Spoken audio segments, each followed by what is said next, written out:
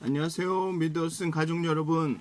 이번 한 주도 하나님의 은혜와 사랑이 여러분들과 함께 하시기를, 정말 하나님의 인도하심이 여러분과 함께 하시기를 기도합니다. 우리 사도신경 하심으로 10월 11일 화요일 새벽 예배를 시작하도록 하겠습니다.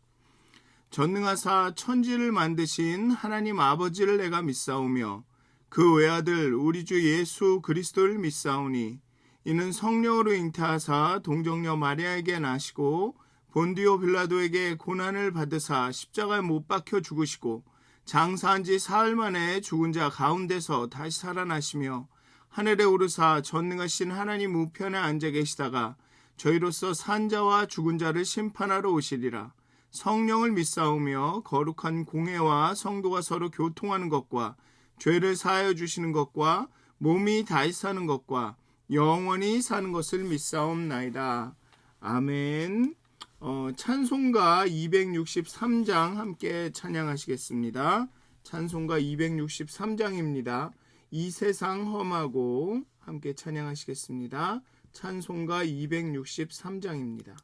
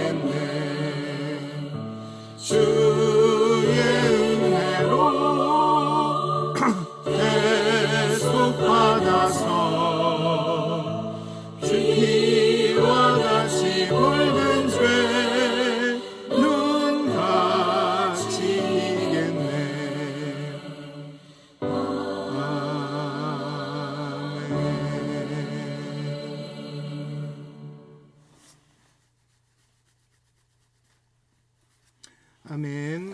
기도하시겠습니다. 하나님, 정말 이 세상 살이가 쉽지가 않습니다. 참 험하고 때로는 마음이 지치고 마음이 상처받고 또 마음이 어려울 때가 너무나도 많습니다. 하나님, 하나님만을 바라봅니다. 하나님께서 우리를 위로하여 주시고 우리에게 힘 주시고 또 우리가 받은 그 사명을 소명을 정말 한 걸음 한 걸음 잘 이루어 나갈 수 있도록 하나님 인도해 주시기를 간절히 기도합니다.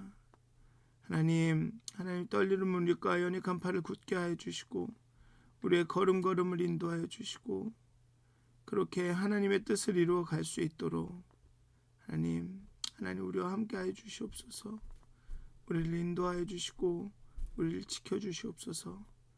감사합니다. 예수님의 이름으로 기도하였습니다. 아멘. 오늘 함께 나누실 말씀은 요한복음 19장 31절에서 42절까지의 말씀입니다. 요한복음 19장 31절에서 42절까지의 말씀입니다. 요한복음 19장 31절에서 42절까지의 말씀입니다. 제가 봉독하도록 하겠습니다. 이날은 준비일이라 유대인들은 그 안식일이 큰 날이므로 그 안식일에 시체들을 십자가에 두지 아니하려 하여 빌라도에게 그들의 다리를 꺾어 시체를 치워달라 하니 군인들이 가서 예수와 함께 못 박힌 첫째 사람과 또 그 다른 사람의 다리를 꺾고 예수께 이르러서는 이미 죽으신 것을 보고 다리를 꺾지 아니하고 그중 한 군인이 창으로 옆구리를 찌르니 곧 피와 물이 나오더라. 이를 본 자가 증언하였으니 그 증언이 참이라. 그가 자기의 말하는 것이 참인 줄 알고 너희로 믿게 하려 함이니라. 이 일이 일어난 것은 그 뼈가 하나도 꺾이지 아니하리라 한 성경을 응하게 하려 함이라. 또 다른 성경에 그들이 그를 그 찌른 자를 보리라 하였느니라. 아리마대 사람 요셉은 예수의 제자이나 유대인이 두려워 그것을 숨기더니 이 일 후에 빌라도에게 예수의 시체를 가져가기를 구하매 빌라도가 허락하는지라. 이에 가서 예수의 시체를 가져가니라. 일찍이 예수께 밤에 찾아왔던 니고데모도 모략과 침향 섞은 것을 100리트라쯤 가지고 온지라. 이에 예수의 시체를 가져다가 유대인의 장례법대로 그 향품과 함께 세마포로 쌌더라. 예수께서 십자가에 못 박히신 곳에 동산이 있고 동산 안에 아직 사람을 장사한 일이 없는 새 무덤이 있는지라. 이날은 유대인의 준비일이요 또 무덤이 가까운 고로 예수를 거기에 두니라. 아멘. 예수님이 이제 십자가에서 완전히 죽으셨습니다. 돌아가셨습니다. 시간적으로는 오후 3시 정도가 됩니다. 사람들은 이제 곧 있을 안식일 시작 전까지 서둘러 모든 장례 절차를 마쳐야 했습니다. 오후 3시니까 일몰 후부터 안식일이 되기 때문에 이제 곧 일몰이 될 것입니다. 그렇기 때문에 이 사람들은 서둘러 장례를 마쳐야 됐죠. 즉 십자가에 사람들의 사체를 이렇게 내버려 둘 수 없었던 것입니다. 어쨌든 나사로의 경우처럼 먼저 무덤에 안치해서 살이 썩게 하고 약 1년 정도 뒤에 뼈를 추려 유골 단지에 넣어 보관하는 형태로 이제 예수의 장례가 치러졌습니다. 그 예수님을 그 무덤에 넣고 돌로 그 입구를 막는 이유가 바로 이제 1년 정도 뒀다가 그 쌀이 썩고 뼈만 남으면 그 뼈를 그 단지에 넣어서 복원하려고 했던 것이죠. 예수의 죽음과 안식일 시작 사이에 이제 약 많아야 2시간에서 3시간 정도밖에 없었기에 서둘러 향품과 세마포를 준비해서 예수의 시신을 싸서 아리마대 요셉의 가족묘에 안치합니다. 예수의 잡힘과 처형이 신속하게 이루어져서 예수와 함께 있던 사람들이 미처 준비 못했지만 부자 니고데모와 아리마대 요셉의 도움으로 장례를 마칩니다. 유대의 율법에 의하면 시체는 밤이 되기 전에 치워야 했습니다. 게다가 그 날은 예수님께서 십자가에 죽으신 날은 안식일이었고 또 여러 가지 이유로 빨리 장례를 치러야 했죠. 또 나무에 달린 자는 하나님께 저주를 받았다는 말씀 때문에 이 안식일 전에는 이 시체를 빨리 치워서 모든 게 정결한 상태로 안식일을 시작하는 게 중요했습니다. 그래서 빌라도에게 십자가에 달린 사람들의 다리를 꺾어서 생사를 확인해 달라고 요청을 합니다. 다리를 꺾는 것은 죽음을 재촉하는 방법입니다. 아직 숨이 붙어 있다면 다리를 꺾어서 빨리 죽여달라. 좀 말씀이 좀 이상하지만 빨리 죽음을 이르게 해달라. 그래서 시체를 처리하고 안식일을 거룩하게 지키게 해달라라는 말씀이죠. 병사들은 예수와 달린 두 사람의 다리를 꺾습니다. 예수와 함께 달린 두 사람의 다리를 꺾습니다. 그리고 예수를 확인해 보는데 예수님은 이미 그 이전에 고문을 너무 많이 받았기 때문에 채찍에 맞고 여러 가지 고문을 받았기 때문에 이미 죽어 있었습니다.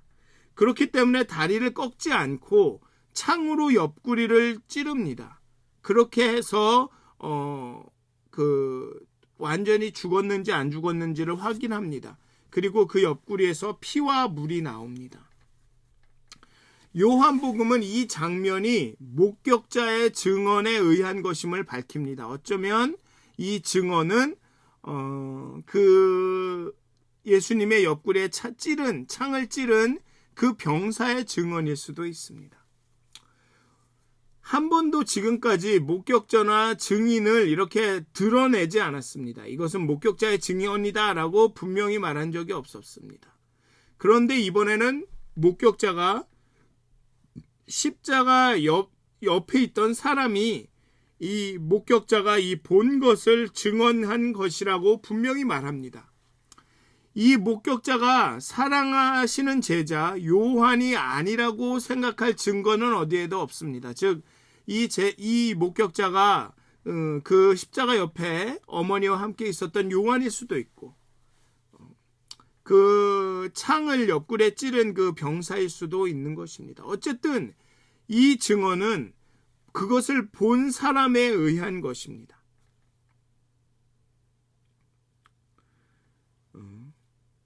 요한이 그 십자가 옆에서 목격한 것을 증언하고 있다고 봐도 되는 것이죠. 이렇게 증언하는 이유는, 이렇게 목격한 것을 증언한 것이다 라고 말하는 이유는 사람들로 믿게 하기 위함입니다. 당시에는 이 복음서가 쓰여질 당시에는 가현설이라고 해서 예수님이 실제로 죽은 것이 아니다 라고 말하는 사람들이 있었습니다. 예수님의 몸은 환상이다 라고 주장하던 무리들이 있었습니다. 그 얘기는 무엇이냐면 예수님이 실제로 죽은 것이 아니다. 죽기 전에 예수님의 영이 떠났다. 이런 주장을 하던 무리들이 있었습니다. 즉 예수님은 고통을 당하지 않았다라고 주장하는 사람들이 있었습니다. 이에 대해서 요한복음의 저자는 예수님은 진짜로 죽었다, 진짜로 고통을 당했다, 그 죽임을 당했다라고 증언하고 있는 것이죠. 내가 목격했다. 영이, 호흡이 떠나가는 것을, 물과 피를 흘리시는 것을 내가 보았다라고 증언하는 것입니다. 그래서 예수님이 실제로 우리의 죄를 위해서, 우리의 악을 위해서 그렇게 고통당하시고 죽으셨다라는 것을 말하는 것이죠. 또한 이는 구약 성서가 성취되었음을 보여줍니다. 그 뼈가 하나도 꺾이지 않는다고 말한 시편 34편 20절의 말씀을 응하게 하려고 예수님의 다리뼈가 꺾이지 않은 것이고, 그 찌를 자를 보리라고 말한 스가랴 12장 10절의 성취로 로마 병사가 예수의 옆구리를 찌르고 물과 피가 나온 것이다 라고 말하는 것입니다. 앞에서도 계속 말씀드렸지만 요한복음은 예수님의 이 십자가 사건은 예수님의 주도적인 그 계획과 실행하심으로 이루어지고 있습니다. 그리고 이러한 십자가의 사건의 모든 것들은 바로 구약의 예언의 성취가, 하나님의 언약이 성취되는 과정인 것입니다. 아이러니한 것은 예수가 죽었는지 살았는지, 즉 예수의 죽음을 확인하기 위한 행위를 통해 생명이 온 땅에 흘러넘치게 된다는 것입니다. 예수가 죽었는지 확인했는데 그로 인해서 그 생명이, 영생이 온 땅에 흘러넘치게 되는 것이죠. 그 물과 피를 흘렸다라고 합니다. 물과 피, 예수님 안에 있던 그 물과 피가 그 병사가 그 옆구리를 찌름으로 통해 이 땅에 흘러지게 됩니다. 이 땅에 흘러나오게 되죠. 예수님은 사마리아 여인을 만나서 자기가 주는 물을 먹는 자는 영원히 목마르지 않는다. 내가 주는 물은 생수다, 생명의 물이다 라고 가르칩니다. 초막절에는 자기를 믿는 자는 그 배에서 생수의 강이 흘러나올 것이라고 가르쳤습니다. 또 요한복음 6장에서 내 살을 먹고 내 피를 마시는 자는 내 안에 거하고 나도 그의 안에 거한다. 내가 생명의 떡이니 나를 먹는 자는 영원히 산다고 가르쳤습니다. 그 물과 피가 이제 예수의 옆구리에서 흘러나옵니다. 그렇게 생명이, 예수 안에 있던 생명이 이제 이 땅으로 흘러내립니다. 또 물은 성령을 의미합니다. 예수님이 아직 영광을 받지 못하신 고로 성령이 아직 저희에게 계시지 않는다고 한 7장에서, 요한복음 7장에서 요한복음 저자는 그렇게 말하죠. 예수님이 아직 영광을 받지 못하신 고로 성령이 아직 저희에게 계시지 않는다라고 요한복음 저자는 7장에서 말합니다. 그런데 지금 이제 예수님께서 영광을 받으셨습니다. 십자가에서 달리셨습니다. 십자가에서 찔리셨습니다. 그리고 물과 피가 흐릅니다. 그를 통해서 이제 성령이 임하시게 되실 것입니다. 성령의 세례는 이 피의 세례와 함께 그 후에 오는 것이죠. 요한 1서에 가면 요한은 이를 더 자세하게 설명합니다. 이는 물과 피로 임하신 자니 곧 예수 그리스도다. 물로만 아니요 물과 피로 임하셨고 증거하는 이는 성령이시니 성령은 진리니라. 증거하는 이가 셋이니 성령과 물과 피라. 또한 이 셋이 합하여 하나니라 라고 말합니다. 물은 정결케 하는 것과 생명을 주는 것을 둘 다 상징하죠. 피는 정결케 하는 것을 상징합니다. 또 생명을 상징합니다. 앞에서 보면 피를 마시는, 내 살과 피를 마시는 자는 영원히 산다고 예수님이 말씀하셨기 때문에 물도 정결케 하고 생명을 주는 것을 상징하고 피도 정결케 하고 생명을 주는 것을 상징합니다. 그렇기 때문에 물과 피를 쏟으심으로 예수님의 피도 우리를 모든 죄에서 깨끗하게 하신다는 것을, 예수님의 피를 마심으로써 생명의 선물에 동참하게 된다는 것을 다시 한번 깨닫게 됩니다.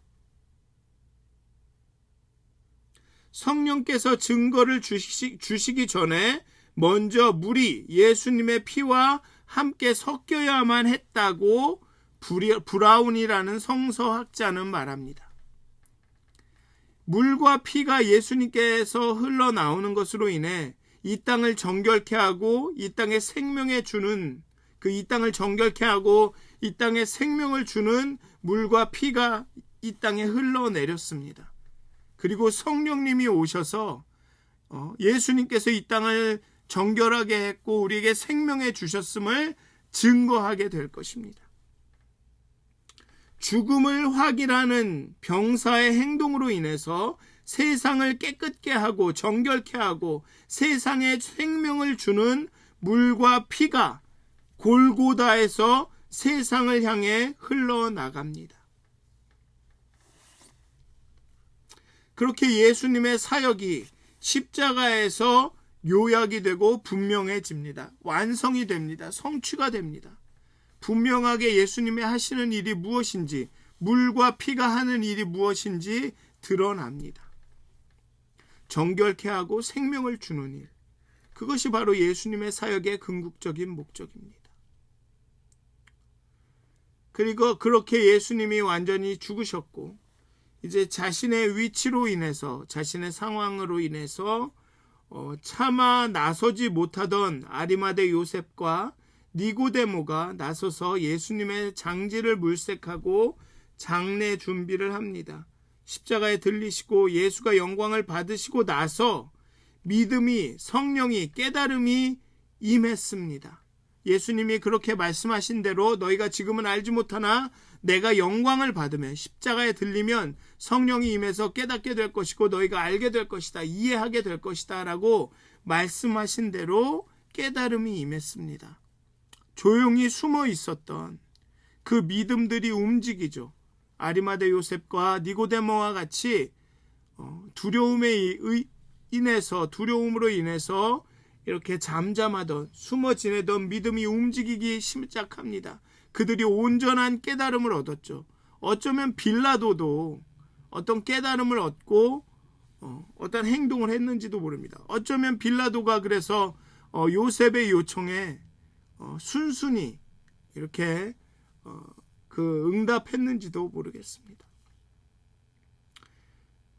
굳이 이 둘을 비판하자면, 이 아리마대 요셉과 이 니고데모를 비판하자면 죽은 예언자에 대한 존경이 살아있는 반역자에 대한 추종보다는 안전하다. 그래서 너네들이 이제야 나와서 예수의 장례를 이렇게 치르는구나 라고 비판할 수 있지만 결국은 이 모든 것이 예수님의 계획하에 있는 것입니다. 이 모든 것이 예수님의 주도적인 이끄심 안에 있는 것이죠.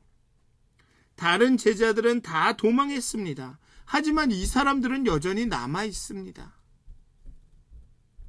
어쩌면 그렇게 몸을 낮추고 잠잠히 있었기 때문에 그 예수님의 십자가 가까이 있었을 수 있었는지도 모릅니다.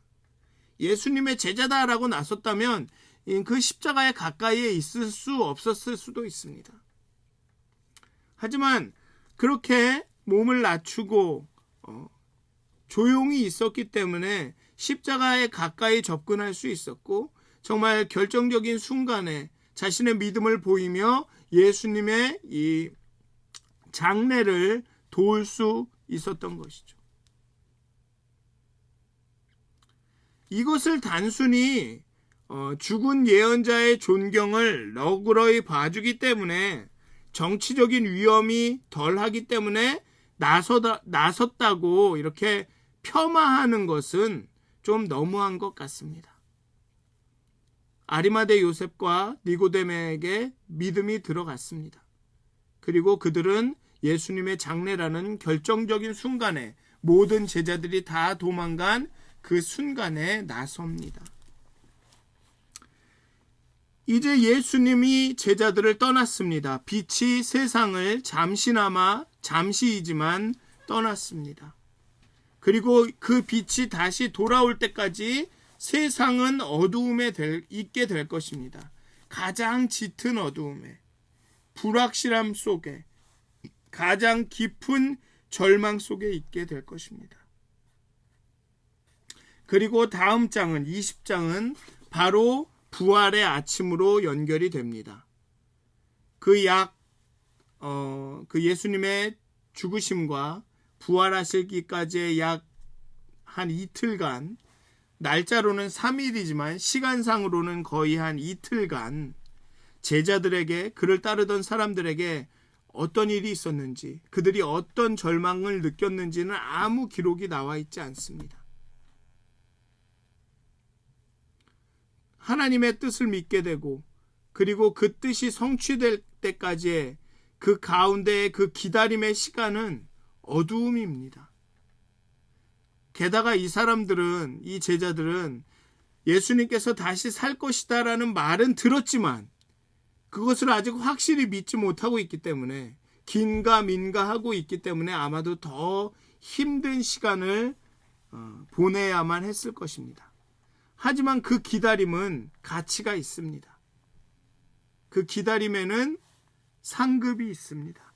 이제 그 절망하고 어둠 가운데 있는 이 제자들은 새로운 빛을, 예수님의 부활하심을 보게 될 것입니다. 그 부활의 아침을 맞이하게 될 것이죠.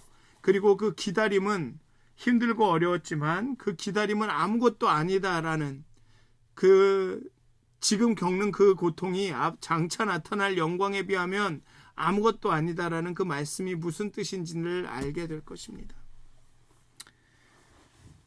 사랑하는 믿었은 가족 여러분, 예수님의 죽으심으로 인해, 십자가의 죽으심으로 인해 그의 피와 물이 온 땅을 덮게 되었습니다.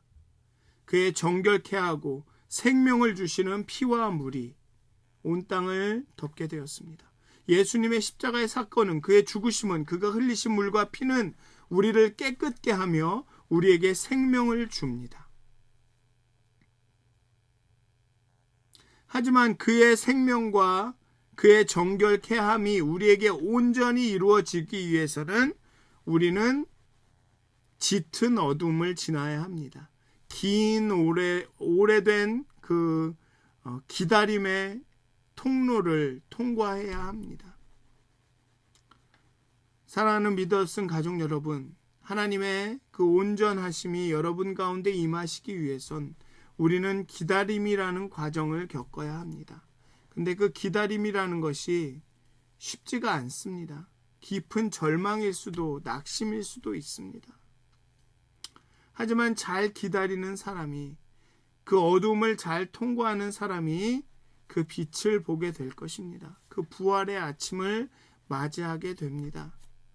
사랑하는 믿었은 가족 여러분, 예수님은 우리를 위해 죽으셨고 우리에게 다시금 빛을 허락하시기 위해, 우리의 절망과 낙심에 빛을 비추시기 위해 다시 부활하셨습니다.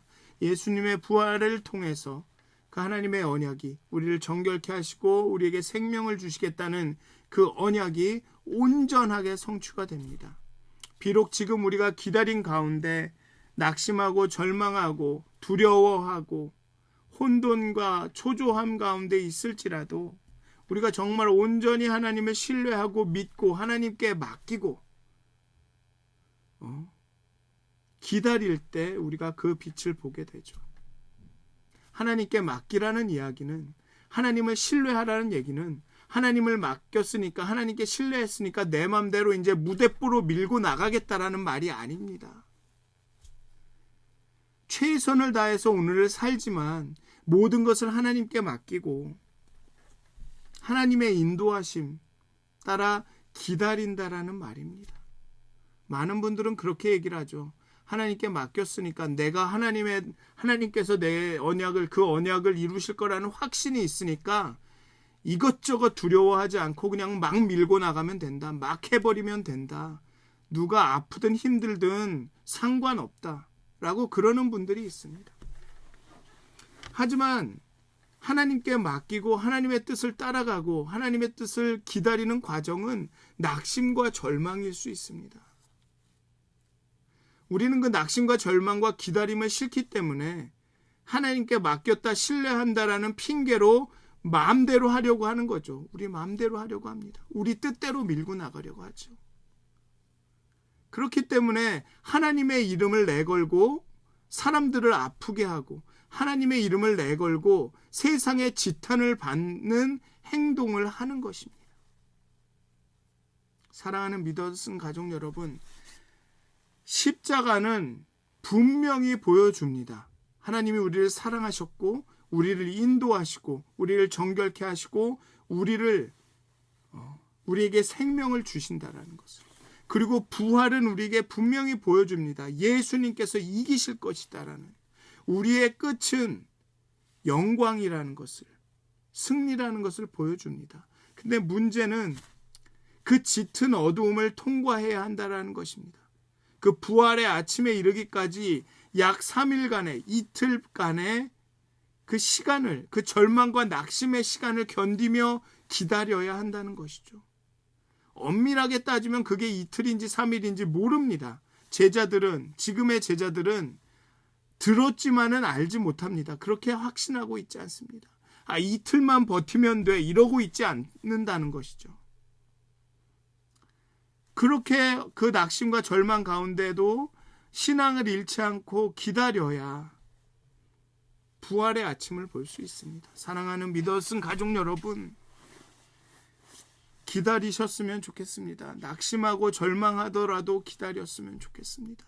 하나님이 일하시기를, 하나님이 하나님 되시기를, 하나님께서 역사하시기를 기다리셨으면 좋겠습니다.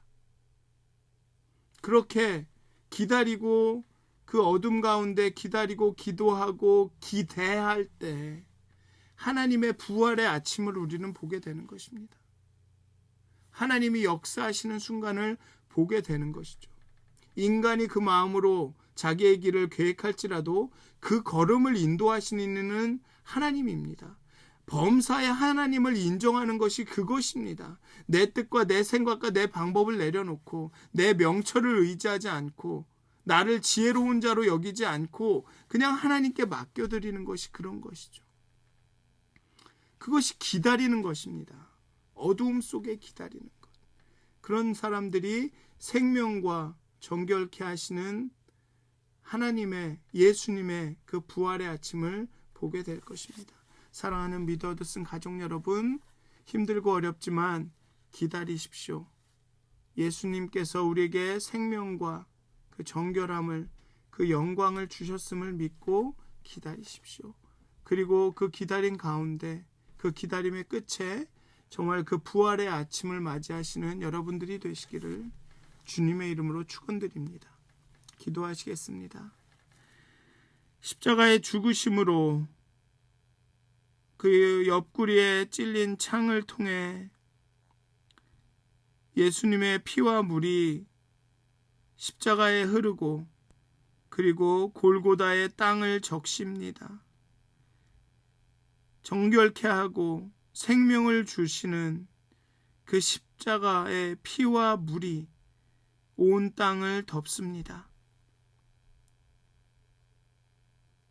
예수님의 십자가의 죽음이 우리에게 생명을 주셨고 예수님이 흘리신 그 보혈의 피가 우리를 정결하게 합니다.